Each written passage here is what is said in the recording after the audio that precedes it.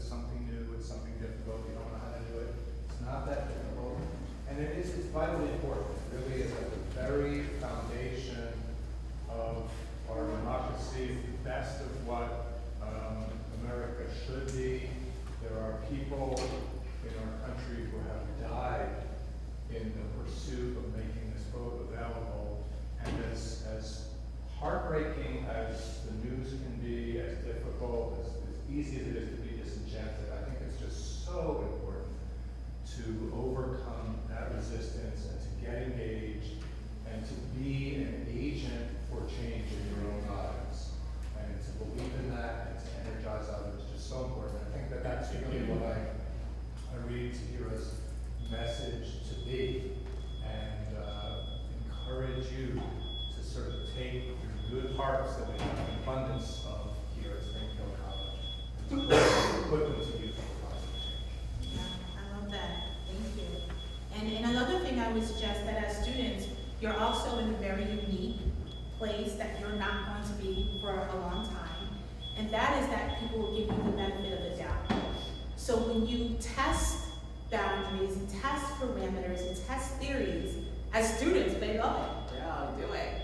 So I encourage you, no matter what your major is, no matter what internships you have, no matter what part-time jobs you take on, as you are engaging in the world, ask yourself, when you're majoring in sports management, ask yourselves about the policies that you're reading. There's policies in everything.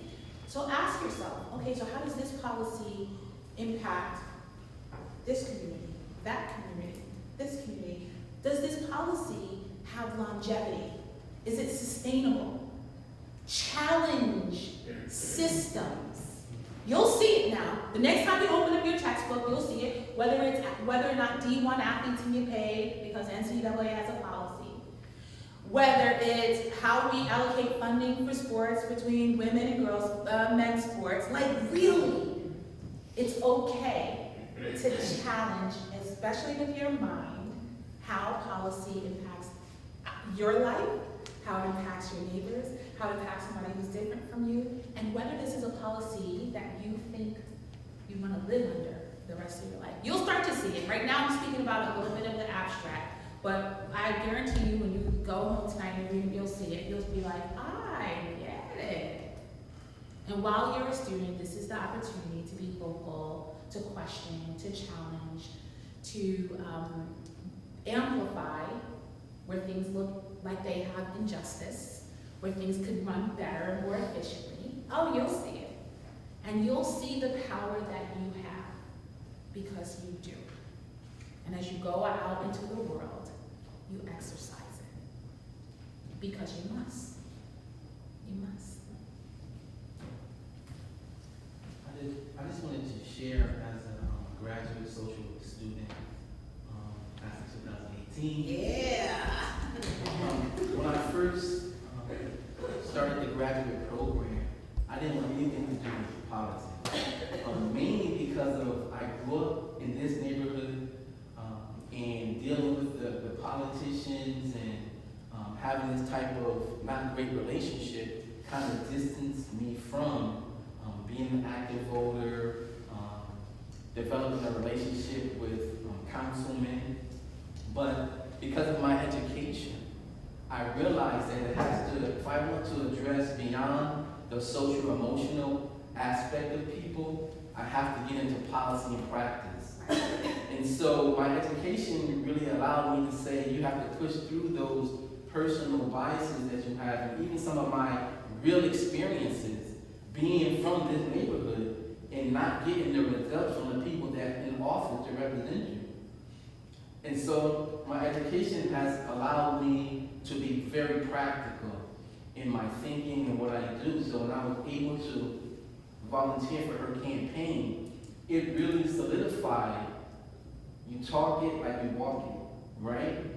And being able to educate the community, not by just what I thought, but by what I believe and what I practice. And when you're talking about engaging people who don't normally vote, who are normally disattached, they have to understand, and it has to be in practice. we follow more of what you do versus more than what you say. So my education allowed me to grow and to understand that policy and practice and social work is definitely a must. And then being able to practically go out and volunteer and campaign and see the ins and outs of it was a beautiful experience. So thank you. Thank you. So if I could just sort of compliment all the inspiration with some technical issues here. You guys have 2 days left to register to vote in the state of Massachusetts. I walk around, a lot of people tell me they're already registered to vote. But where are you registered to vote? If you're not planning on driving back to where that is on a Tuesday, maybe you should be registered here at Springfield. So you not only have 2 days to register to vote, you have 2 days to switch your registration to your dorm address, which everybody can use their dorm address as their voter registration address, and you would vote just 2 blocks up the street. No matter what state you're in. Yeah, it doesn't matter what state you're from or where your parents live.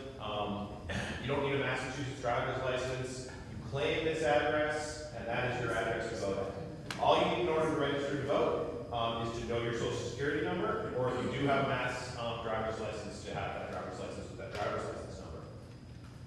Registering in Massachusetts could not be easier. It's online now.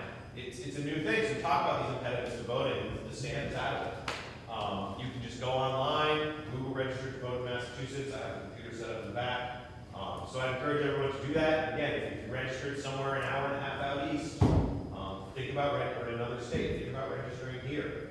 You can always switch back very easily on the computer. You only have 2 days to do it up through Wednesday in order to vote here at Springfield. So think about it. Just right in the back, we're on the way out. That's right. Well, thank you all. I appreciate your invitation. And